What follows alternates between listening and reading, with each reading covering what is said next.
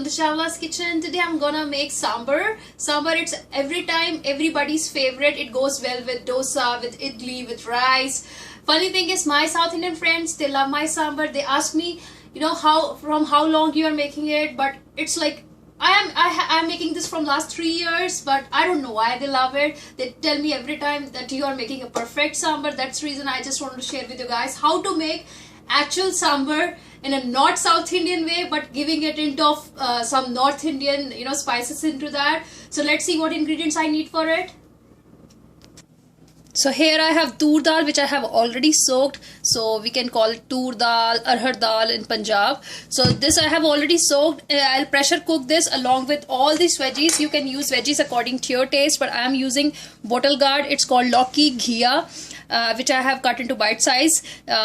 I am going to add this also. This is onion, yellow onion I am using in it. There's some radish, some green beans, some carrots, then some okra, along with some cauliflower in it. So I'm using frozen cauliflower and frozen green beans. This really saves my time. That's the reason I love to keep a pack of these frozen vegetables in my pantry. So I'm just going to pressure cook everything together. I will give 2 whistles, and for my tempering I need some onions, some ginger. I know South Indians don't put ginger into it, but I'll give a twist to it. That's the reason I'm using ginger, with some garlic, some mustard seeds, some fenugreek seeds, and some salt, some turmeric powder, some red chili powder. And here is my whole red chili I'll be using in my tempering, some curry leaves, some cilantro, you can say coriander. And here I'm gonna use some puree, tomato puree, along with 2 medium-sized tomatoes over here, and some tamarind paste I'm using here. You can use a tamarind, any sort of tamarind, but I'm using this tamarind paste over here. I have a concentrate paste, along with some jaggery. If you don't have jaggery, you can skip that part and use sugar into it, just a pinch of sugar, along with some sambar powder.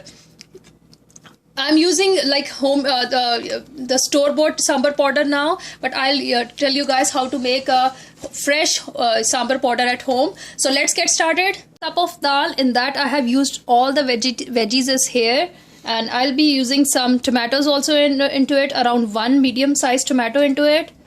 And for 1 cup of dal, I'll be using 3 cups of water into it. So all the veggies inside. I'll not boil veggies separately. I'm just saving time. Some salt into it, around a teaspoon of salt I am putting into it. Some turmeric powder and some red chili powder. That's according to your wish. So just put the lid on, and I'll give it 2 whistles. In the meanwhile, we'll prepare our tempering.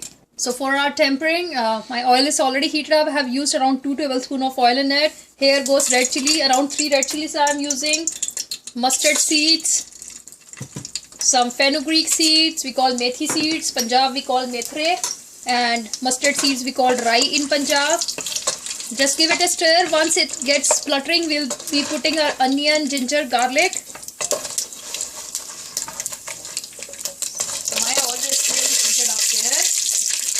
Here goes my onion, around half medium-sized onion in there, some garlic, some ginger. Give it a good stir. So give it like 2 to 3 minutes so that onions get cooked and it's like light brown. So just want to tell you guys, you can use drumsticks also into it, but funny thing is we don't have drumsticks in Punjab. And I came to US, and only I came to know about drumsticks. So anyhow, it's always optional for you guys. If you like it, you can go for it. If you don't have it, I can give you one more suggestion.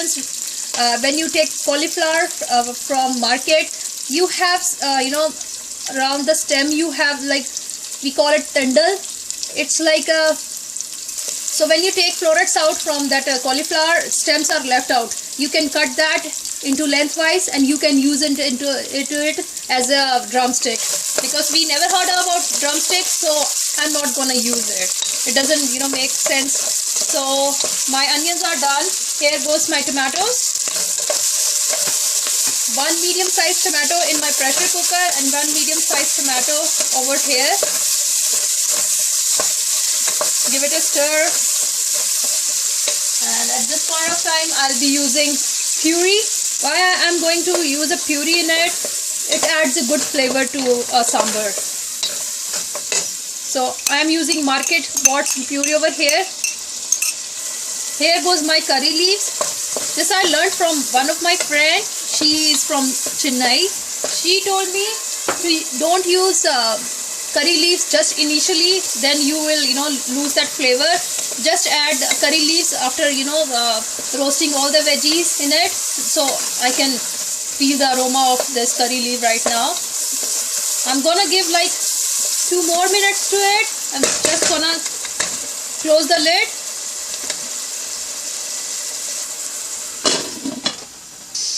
So my whistle is already on the way, and I'll get pressure cooker it within a minute. And look at my tempering over here. Isn't it looking nice? So we don't want to overdo it. So here, because I just added some salt into the pressure cooker, I'll be using around a teaspoon of salt over here with some turmeric powder, some red chili powder here. Just mix everything well again. And I'm just waiting on my dal with veggies, and then I'll be putting into it.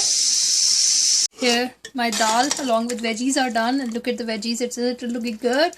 If you like it somewhat mashy dal, you can pressure cook it more, but I like it somewhat this way. So here it goes in my tempering. So here is my dal along with veggies in my tempering. Look at the color now. So I'm gonna add some water in it. So it's totally your wish. If you want mashy dal, you can just pressure cook it more. So and now I'll cook it on medium heat for a while, like 15-20 minutes. But before that, I'll be putting tamarind along with the jaggery and some sambar masala. So here goes the tamarind. Around 2 teaspoons of tamarind here.